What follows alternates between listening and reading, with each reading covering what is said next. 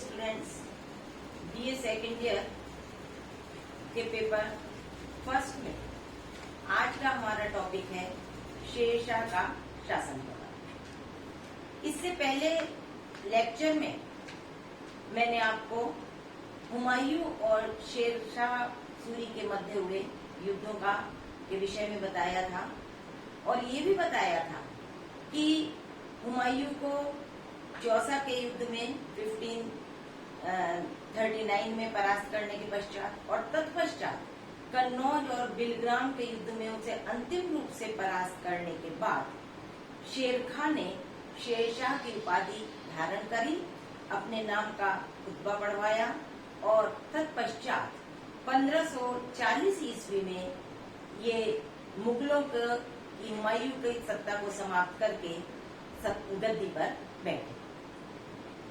शेरशाह का शासन प्रबंध जो था वो बहुत लंबा नहीं रहा। शासन प्रबंध क्या है, बल्कि शेरशाह का कार्यकाल बहुत लंबा नहीं रहा। 1540 ईस्वी से 1545 ईस्वी तक इन्होंने शासन किया, लेकिन इस मध्य 5 वर्ष के शासनकाल में इन्होंने एक उच्च शासन प्रबंधक के रूप में कार्य। 1540 ईस्वी में गद्दी पर बैठने के पश्चात इन्होंने अन्य भी बहुत सी विजय करी शेरशाह ने, जिसमें गग्खर की विजय, बंगाल की विजय, मालवा, रायसीन, कालिंजर, सिंध, ये कई सारी इन्होंने विजय करी।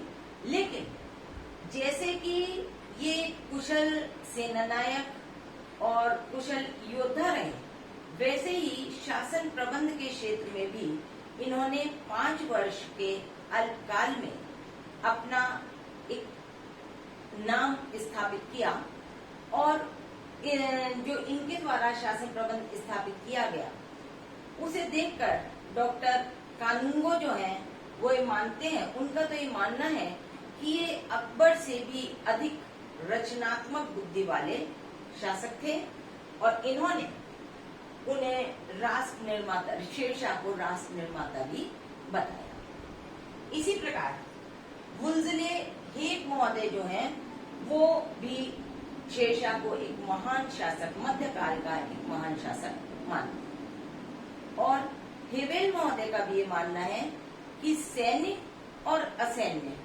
दोनों क्षेत्रों में शेरशाह सूरी द्वारा जो कीर्तिमान स्थापित किए गए वो निश्चय ही प्रशंसनीय। यहाँ आज हम बात कर रहे हैं शेरशाह के शासन प्रबंध की। हालांकि हम चाहे शेरशाह का केंद्रीय शासन देखें, चाहे प्रांतीय शासन व्यवस्था देखें, इन्होंने कोई ऐसे नवीन प्रयोग नहीं किए कि कोई नवीन चीज स्थापित करी हो, लेकिन जो शासन व्यवस्था पूर्व में चली आ रही थी उसमें इन्होंने कुछ सुधार किए और उसे इस प्रकार से नवीन प्रयोगों के साथ प्रस्तुत किया कि वो अन्य आगामी शासकों के लिए एक प्रेरणा का स्रोत बने, या आगामी शासकों ने हम कहें कि उनके द्वारा स्थापित की गई विधियों और कार्यों को अपनाया। अब सबसे पहले हम नजर डालते हैं केंद्रीय शासन व्यवस्था। जैसे कि आपको पता ही है कि राजतंत्रात्मक शासन में सुल्तान जो हुआ करता था वही शासन का प्रमुख। हमने सल्तनतकालीन शासन में भी इसके बारे में बताया था कि राज्य की शक्ति निरंकुश शक्ति हुआ करती थी। प्रत्येक विभाग का, चाहे वो प्रशासन संबंधी हो, चाहे न्यायिक मामलों संबंधी हो, चाहे सैन्य व्यवस्था हो, कोई भी जितने भी प्रशासन संबंधी कार्य होते थे उनमें सबका प्रधान सुल्तान स्वयं।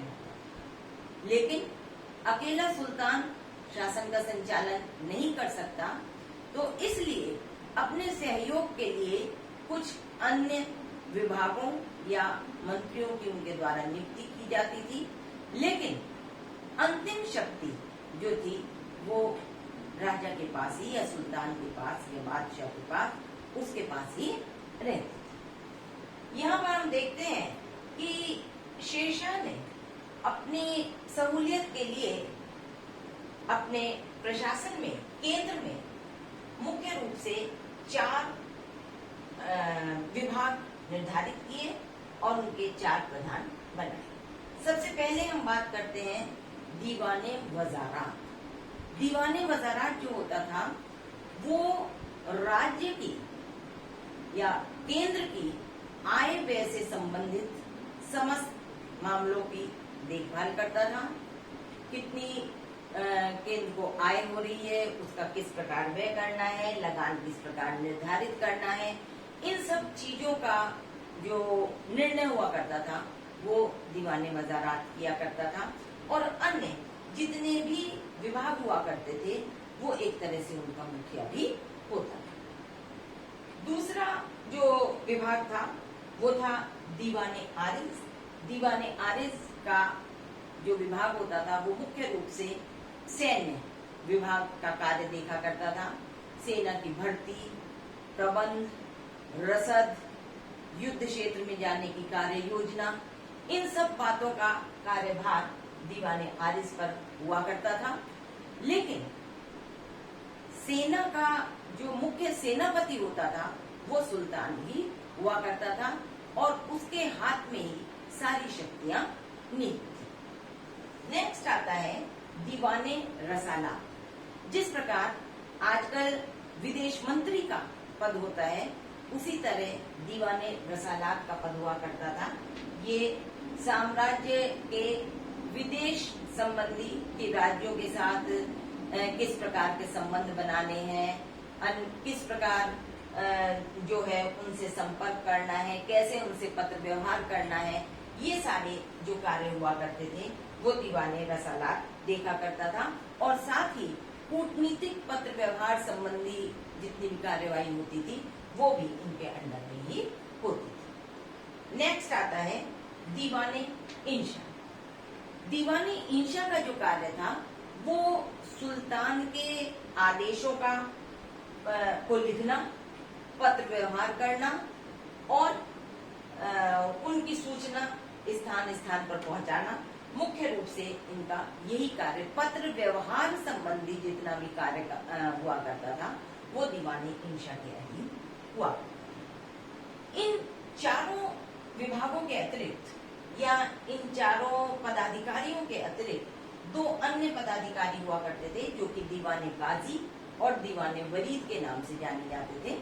जैसे कि मैंने आपको बताया कि सुल्तान जो होता था वो न्याय का प्रमुख होता था, लेकिन न्याय संबंधी कार्यों की देखभाल करने के लिए दीवानी, फौजदारी या अन्य जितने भी न्याय संबंधी कार्य होते थे उसके लिए एक न्यायाधीश की भूमिका जो अदा करता था वो दीवाने काजी कहलाता। एक अन्य पद हुआ करता था दीवाने वरीद का जो कि सुल्तान के को गुप्तचर व्यवस्था या जो भी राज्य में कार्य चल रहे हैं, किस प्रकार की गतिविधियां हो रही हैं, उनके बारे में बताया करता था।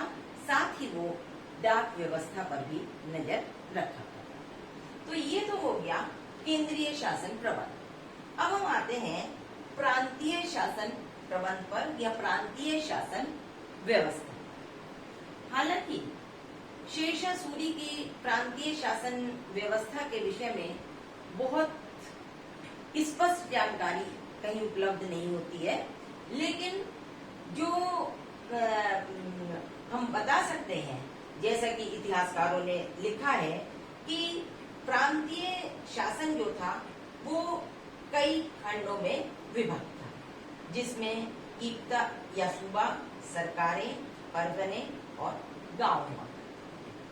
इक्ता या सूबा जो हुआ करता था उसका प्रमुख हाकिम जो था वो फौजदार कहलाता था। डॉक्टर कानूनगो का मानना है कि सरकार इक्ता का या प्रांतीय शासन व्यवस्था का सबसे बड़ा खंड था और वो ये कहते हैं कि प्रांत शब्द जो है उसका आविष्कार अकबर के समय में हुआ। लेकिन डॉक्टर परमात्मा सन जो है उनका ये मानना है कि अकबर से पूर्व भी प्रांतों का अस्तित्व था, इसलिए हम सरकार को ही सबसे बड़ा खंड नहीं मान सकते। Doctor A.L. श्रीवास्तव जो है, उन्होंने इसके बीच का मार्ग अपनाते हुए कहा है कि सरकार ऐसे प्रशासनिक खंड थे जो प्रांतों से मिलते जुलते थे। मतलब सरकार और प्रांतों में कोई विशेष फर्क नहीं था, कोई विशेष अंतर नहीं था, और जिन्हें की एकता कहते थे। अब ये जो फौजदार हुआ करते थे या और शेरशाह सूरी ने इन एकताओं के प्रबंध के लिए फौजदार नियुक्त किए, जिनके पास सैन्य शक्ति भी हुआ करती थी, और जो कि जो बड़े बड़े सरकार हुआ करते थे उनमें इन इक्तादारों को स्वतंत्र रूप से शासन करने की भी अनुमति प्रदान की गई। अब प्रांतीय व्यवस्था या इक्ता के पश्चात हम देखते हैं कि प्रांतीय व्यवस्था, जैसे ये तो हो गए वर्तमान में जो प्रांत हैं, और अब नेक्स्ट आता है प्रांतों के अंतर्गत जिले, सरकार। तो सरकार जो थी, अब्बास खां शेरवानी का ये मानना है कि शेरशाह सूरी की सल्तनत में लगभग 66 सरकारें थी, और ये जो सरकारें थी, मतलब जिले थे, उनमें प्रशासन के लिए 2 पदाधिकारी मुख्य रूप से हुआ करते थे, जिनका नाम था जो प्रशासन संबंधी कार्यों को देखा करता था, वो था शिकदारे शिकदार। ये प्रशासन संबंधी और साथ ही साथ जिलों में शांति और व्यवस्था स्थापित करने का कार्य देखा करता था। इसका कार्य, इसके अंडर में कुछ सैनिक टुकड़ियां हुआ करती थी, और ये जो हुआ करता था, जैसे जमींदार अगर जो विद्रोह कर रहे हैं उनको दबाना भी इसका कार्य होता था। दूसरा सरकार में जो अधिकारी हुआ करता था वो था मुंसिफ ए मुंसिफान। ये न्याय संबंधी कार्य करा करता था, जो दीवानी संबंधी मुकदमे आया करते थे उनका निर्णय करना और उन पर फैसला देना, साथ ही साथ जो अन्य मुंसिफ हुआ करते थे उनके कार्यों की देखभाल करना, इसका कार्य हुआ करता था।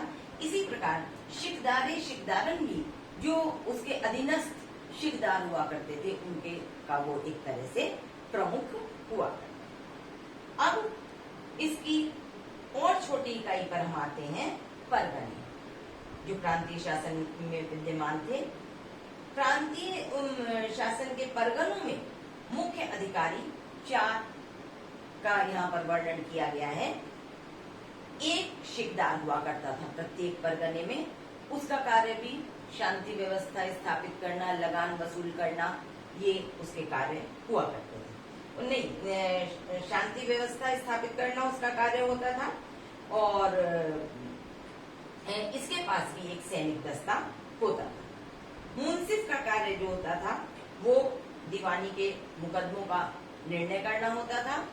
फौजदार जो होता था वो परगने का खजांची हुआ करता था, और साथ ही ये अमीन के अतिरिक्त एक अन्य भी अर्ध अधिकारी, अर्ध सरकारी सैन्य अधिकारी हुआ करता था, जिसे कि सैन्य अधिकारी क्या कहें, अर्ध सरकारी अधिकारी हम उसे कह सकते हैं। उसे कानून को कहते थे, वो लगान संबंधी इन सब चीजों को देखा करता था। और 2 कारकुन या लिपिक हुआ करते थे। ये जो कारकुन थे 2, एक ये हिंदी में कार्य करा करता था, और एक की जो लेखन का कार्य होता था, या ये जो अपना रिकॉर्ड रखते थे, वो ये फारसी में उसका लिखा करते थे। अब प्रांतीय शासन की सबसे छोटी इकाई क्या थी? गांव। गांव के प्रशासन में हालांकि शेरशाह ने कोई महत्वपूर्ण परिवर्तन नहीं किया, और इसमें प्रत्येक गांव में, जैसे कि आप पहले समय में भी आपने जो शासन व्यवस्थाएं देखी उसमें भी, और आज भी हम देखते हैं कि गांव में मुखिया, पंचायत और पटवारी जो हुआ करते थे, वो गांव के जितने भी महत्वपूर्ण कार्य होते थे, शांति व्यवस्था स्थापित करना, लगान वसूल करना, या शिक्षा संबंधी कार्य करना, या जो अन्य पंचायतें होती हैं, किसी प्रकार के जो मुकदमे हुआ करते थे उनका निर्णय करना, ये सारे स्थानीय स्तर पर ये पटवारी और मुखिया सुलझाया करते थे। तो इस प्रकार हमने देखा कि ये शेरशाह सूरी की केंद्रीय और प्रशासन व्यवस्था थी। अभी यदि आपसे प्रश्न पूछा जाए कि शेरशाह के शासन प्रबंध के विषय में लिखिए, तो वो काफी विस्तृत है। उसमें अभी लगान व्यवस्था, मुद्रा व्यवस्था, सैन्य व्यवस्था, उसके धार्मिक कार्य और काफी सारी चीजें सम्मिलित हैं। लेकिन आज यहाँ इस लेक्चर में हम केवल इन पर चर्चा करेंगे। अपने नेक्स्ट लेक्चर में हम उन सब विषयों को सम्मिलित करेंगे। Thank you.